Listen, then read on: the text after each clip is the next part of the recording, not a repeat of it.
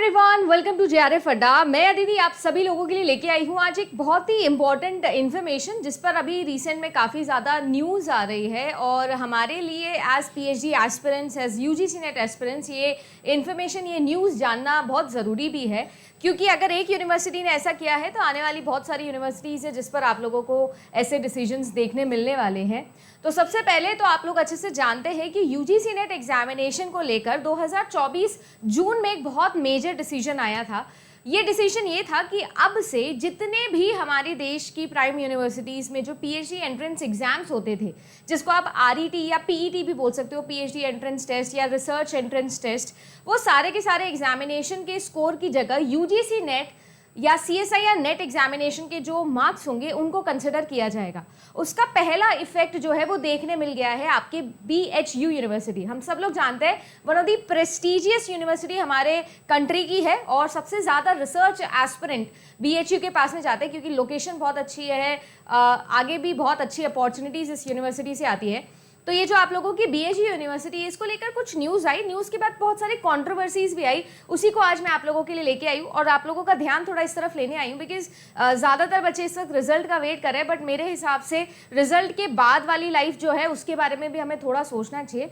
तो मैं आज आप लोगों से यही बात करने वाली हूँ कि 2024 की जो पीएचडी एंट्रेंस एग्जामिनेशन है उसके लिए कोई भी रिसर्च एंट्रेंस टेस्ट होने वाला है या नहीं होने वाला है, और इसके अलावा जो हमारा दूसरा पॉइंट है वो मुझे लगता है कि बहुत ही ज़्यादा important point to be discussed कि कौन से एस्पिरेंट्स इस एंट्रेंस टेस्ट के लिए एलिजिबल रहेंगे, कौन से नहीं रहेंगे, क्योंकि एक बहुत बड़ा कंफ्यूजन यहाँ पर क्रिएट हो गया है कि अगर आप लोगों का एग्जामिनेशन से फॉर एग्जांपल दिसंबर 2023 में क्लियर हुआ था तो क्या आप अभी भी वैलिड है कि नहीं वैलिड है, इसको लेकर छोटा सा कंफ्यूजन है, तो वो आप लोगों से मैं डिस्कस करूं। चलिए शुरुआत करते हैं। अगर आप लोग पहली बार आए हैं तो चैनल को जल्दी से कर लीजिए सब्सक्राइब, और अगर आप सभी लोगों को लगता है कि आप लोगों को हमारे साथ में तैयारी करनी है, चाहे यूजीसी नेट एग्जाम हो, असिस्टेंट प्रोफेसर एग्जाम हो, आपके कोई भी पीएचडी से रिलेटेड क्वेरी हो, सभी चीज़ों के लिए जेआरएफ अड्डा प्लेटफॉर्म आप लोगों को पता है आपकी हेल्प हमेशा से करता आया है। पिछले 2 साल में आप लोगों के लिए बहुत सारे कोर्सेज आए हैं, बहुत सारी टेस्ट्स आए हैं, बहुत सारे वीडियोस आए हैं यूट्यूब पे। तो अगर आप लोगों को लगता है कि कुछ भरोसेमंद यहाँ पर आता है या कुछ हेल्पफुल आपके लिए आता है तो सब्सक्राइब भी कर सकते हो। और साथ ही साथ अगर आप दिसंबर के लिए प्रिपेयर कर रहे हो तो आप लोग को अच्छे से जानते हो कि अभी 20% ऑफ आप लोगों का चल रहा है। तो अगर आप लोग एनरोल करना चाहते हो तो आप जेआरएफ अड्डा के पेड कोर्सेज के ऊपर भी एनरोल कर सकते हो। मैं आपको सीधा लेके चलूंगी इस न्यूज़ पर जिसको लेकर मुझे लगता है कि डिस्कशन करना बहुत ज़रूरी है। सो देखो, साफ साफ न्यूज़ यहाँ पर लिखी हुई थी कि पीएचडी जो है आप लोगों के लिए, उसके लिए बीएचयू कंसिडर करेगा यूजीसी और सीएसआई नेट के स्कोर्स, राइट। अगर इसके बारे में बात करें तो ये चीज़ ऑलरेडी आ चुकी है न्यूज़ के अंदर, बहुत सारे लोगों को पता ही होगी कि यहाँ पर साफ साफ बता दिया गया है कि अब आप लोगों की जो पीएचडी एंट्रेंस है उसमें 70% नंबर जो है वो आप लोगों के होते हैं for your UGC net examination से वो लिए जाएंगे, सीएसआई नेट एग्जामिनेशन से लिए जाएंगे, और 30 नंबर जो है वो आपके इंटरव्यू को दिए जाएंगे। अब अगर बात करूं तो जैसे ही अभी बनारस हिंदू यूनिवर्सिटी का नोटिफिकेशन रिलीज किया गया, कुछ दिनों पहले ये नोटिफिकेशन आया था, चैनल पर आपको पता भी चल गया था, वर्षा मैम ने वीडियो बनाया था आपके लिए। जैसे ये नोटिफिकेशन रिलीज हुआ तो एक कॉम्प्रिहेंसिव तरीके से हम लोगों को डिटेल समझ में आई, क्योंकि अभी तक किसी को भी क्लियर नहीं था कि एक्चुअली में होने क्या वाला है, कैसे होने वाला है। तो बीएचयू में पहली बार ऑफिशियली कंप्लीट नोटिफिकेशन आप लोगों के सामने आया कि एक्चुअली में क्या होने वाला है, कैसे होने वाला है। और इसको लेकर सोशल मीडिया के ऊपर बहुत बड़ा एक रिफ्ट भी आया, बहुत सारे यहाँ पर कन्फ्यूजन्स कंसिडर किए गए, बहुत सारी बातें हुई, और सोशल मीडिया पर इसके खिलाफ भी बहुत सारी बातें जो है वो इस वक्त चल रही है। अगर मैं आप लोगों से बात करूं, सीधा आप लोगों को पीएचडी नोटिफिकेशन पे लेके जाऊं 2024-25 का जो आया है, तो आप लोग इसका पेज नंबर 28 देखिएगा, उस पर थोड़ा सा आप लोगों को गौर फरमाना है। ये आप लोगों के पीएचडी इन्फॉर्मेशन से रिलेटेड कंप्लीट डिटेल है, और यहाँ पर अगर आप लोग ध्यान से देखो तो ये आप लोगों का पेज नंबर 27 और 28, इसको आप ध्यान से पढ़िएगा। तो आप लोगों को दिया हुआ है कि किस तरीके से यहाँ पर पीएचडी एंट्रेंस एग्जामिनेशन कंसिडर किए जाएंगे। देखो, आप लोगों को पता है कि यूजीसी नेट एग्जामिनेशन से एक जेआरएफ कैटेगरी बनेगी, एक कैटेगरी बनती है नेट, और एक कैटेगरी बनती है पीएचडी वाली, जिसको अभी तक क्लियर नहीं किया है कि क्या होने वाला है, बट मोस्ट प्रोबेबली परसेंटाइल के अंदर ही रिजल्ट्स आएंगे, क्योंकि यूजीसी नेट की बुलेटिन में ये लिखा हुआ था। तो ये आप लोगों की कैटेगरी 2 है, ये आपकी कैटेगरी 3 है, और ये आपकी कैटेगरी 1 है। इस तरीके से 3 कैटेगरीज के अंदर इस बार यूजीसी नेट एग्जामिनेशन के रिजल्ट्स को डिवाइड किया गया है।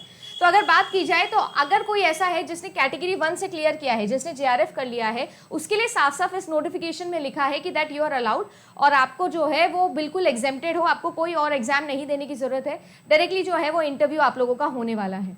अब बात आती है कि अगर पीएचडी एडमिशन 2024 आरईटी के अंदर होते हैं तो आपके जो टोटल मार्क्स हैं 100, उसको 2 पार्ट्स में डिवाइड किया गया है। पहला जो पार्ट है उसमें आपके यूजीसी नेट में जितने नंबर आए हैं, सीएसआईआर नेट में जितने नंबर आए, या फिर आईकार के अंदर जो आप लोगों के नंबर आते हैं वो, जो अगर ये नंबर हैं उनमें जो आप लोगों का 70% वेटेज रहेगा, यानी 70 नंबर, और 30 नंबर जो है वो आपके इंटरव्यू के दिए जाएंगे।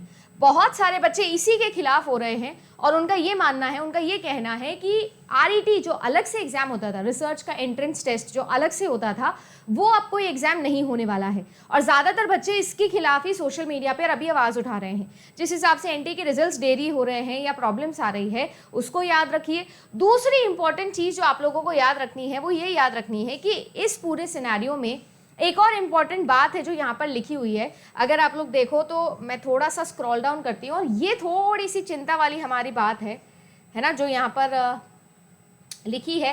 देखो, पहले तो यहाँ पर आपको बता ही दिया कि आपके रिसर्च एंट्रेंस टेस्ट से कौन कौन एग्जेम्प्टेड रहेगा। तो 2024 जून का जिसने यूजीसी क्वालिफाई किया है, सीएसआईआर क्वालिफाई किया है, जेआरएफ जिसने क्वालिफाई किया यानी कैटेगरी 1, तो वो सारे कैंडिडेट्स जो है वो इससे एग्जेम्प्टेड है, यानी उन्हें कोई भी एग्जाम देने की जरूरत नहीं है।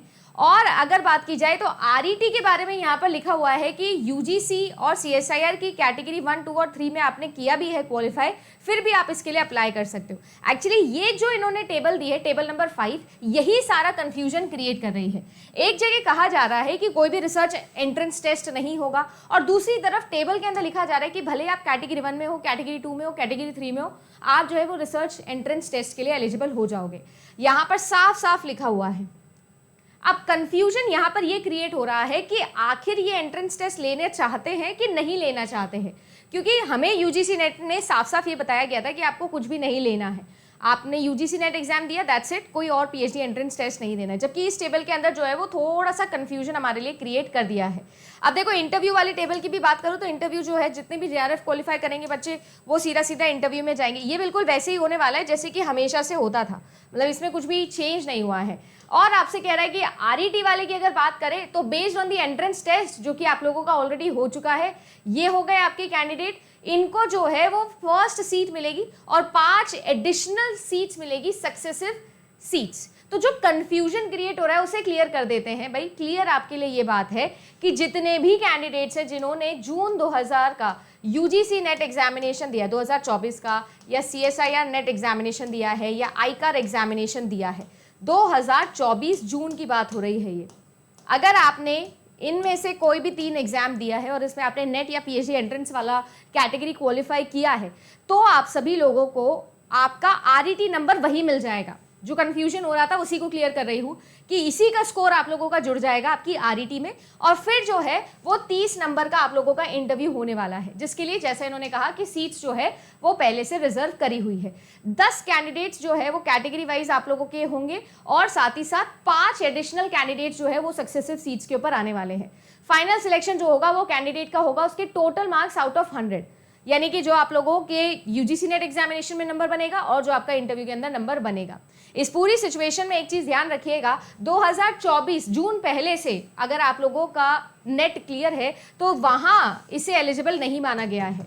इसीलिए मैंने पॉइंट नंबर 2 लिखा कि अगर इससे पहले आपका नेट है तो ये इसको एलिजिबल नहीं मान रहे हैं, और ये चीज़ मेरे हिसाब से गलत भी है। वैसे मैं और ज़्यादा रिसर्च कर रही हूँ कि क्या सभी यूनिवर्सिटीज़ के अंदर ऐसा होने वाला है या नहीं होने वाला है, क्योंकि ऑब्वियस ही बात है, ऐसा तो होगा नहीं ना कि अगर आपने 2023 जून में या 2023 दिसंबर में आपने नेट क्वालिफाई कर लिया था तो आपने पीएचडी एंट्रेंस दे ही लिया होगा या आप पीएचडी में एडमिशन ले लिए होंगे, नहीं किया होगा। ऑब्वियस ही बात है, क्योंकि जो बच्चा जेआरएफ करता है उसका जेआरएफ 3 साल के लिए वैलिड होता है, तो अगले 3 साल में कभी भी एडमिशन ले सकता है। अब इस नोटिफिकेशन के अकॉर्डिंग जो है वो ये कह रहे हैं कि जून 2024 के जो नंबर है वही हम मानेंगे, उससे पहले के नहीं मानेंगे। वैसे मैं और रिसर्च करूंगी इस पूरे टॉपिक के बारे में। मैंने ऑब्वियसली एक मेल भी प्रिपेयर किया है जो कि मैं लिख के रिप्लाई एक्सपेक्ट कर रही हूँ, BHU को ही लिखूंगी ताकि उनकी तरफ से भी कोई रिप्लाई आए, थोड़ा क्लैरिफिकेशन आए पॉइंट नंबर 2 के लिए जो थंबनेल पर आप देख पा रहे हो। बट येस, अभी तक इस नोटिफिकेशन के अकॉर्डिंग ऐसे ही न्यूज़ जो है वो सर्कुलेट भी हो रही है और सोशल मीडिया पर इसी को चीज़ को लेकर हंगामा हो रहा है। तो पहला पॉइंट तो मैंने आई होप आप लोगों को क्लियर कर दिया। और रिसर्च एंट्रेंस टेस्ट ये किसे बोल रहे हैं वो हमने डिस्कस किया। टेबल नंबर 5 की वजह से जो कंफ्यूजन हो रहा था वो क्लियर हो गया होगा। दूसरी चीज़ जो है वो मैं बाकी यूनिवर्सिटी पे भी देखूंगी। आपको भी अगर इसके बारे में कोई भी इन्फॉर्मेशन है तो ज़रूर कॉमेंट सेक्शन में लिखिएगा ताकि और हमारे स्टूडेंट्स को, या अगर मुझे नहीं जानकारी है उस बारे में तो मुझे ज़रूर पता लग सके। ज़रूर शेयर करिएगा कोई भी न्यूज़पेपर का आर्टिकल या कोई भी यूनिवर्सिटी का लिंक आपके पास में है तो ज़रूर उसका लिंक शेयर कर दीजिएगा। मैं ज़रूर उसको डिटेल में पढ़ूंगी, अपनी तरफ से भी रिसर्च कर रही हूँ। कोशिश यही है कि आपके पास में ऑथेंटिक इन्फॉर्मेशन आ सके। तो मेरे हिसाब से इस वक्त बहुत ज़्यादा इंपॉर्टेंट है। अगर आप लोगों ने इसके बारे में नहीं देखा था, इसका फॉर्म नहीं फिल किया था, तो आपको ज़रूर करना चाहिए क्योंकि आप लोगों के लिए एक इंपॉर्टेंट है। एंड अगेन वही डिबेट स्टार्ट हो जाती है कि क्या रिसर्च एंट्रेंस टेस्ट अलग से करवाया जाना चाहिए था या फिर UGC नेट के थ्रू जो ये एंट्रेंसेस ले रहे हैं ये ठीक है। वैसे अगर देखा जाए तो पहली बात तो इन्होंने इतनी सडन चेंज कर दिया और फिर उसके बाद में रिजल्ट्स के साथ में भी ये ऊपर नीचे कर रहे हैं, तो अच्छी बात तो ये नहीं है। रिजल्ट्स आपको टाइम पे देने होते हैं। अगर आप लोगों को चाहिए कि आपके रूल्स अप्लाई करें, लोग उसे पसंद करें, लोग उससे अग्री करें, तो आपको भी ऑन पॉइंट रहना पड़ता है और ऑन टाइम रहना पड़ता है।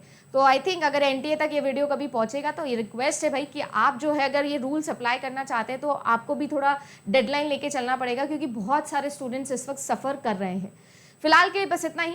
ज़रूर शेयर करिएगा ये वीडियो उन सभी एस्पिरेंट्स को जो UGC नेट के लिए प्रिपेयर कर रहे हैं और उनकी भी सलाह ज़रूर अपन लेंगे। Comment section is always open. Thank you so much. मिलती हूँ आप सभी लोगों से हमारे अगले सेशन के अंदर। गुड लक जब भी आपके रिजल्ट आए उसके लिए भी और साथ ही साथ आपके PhD एंट्रेंस के लिए भी। Bye bye.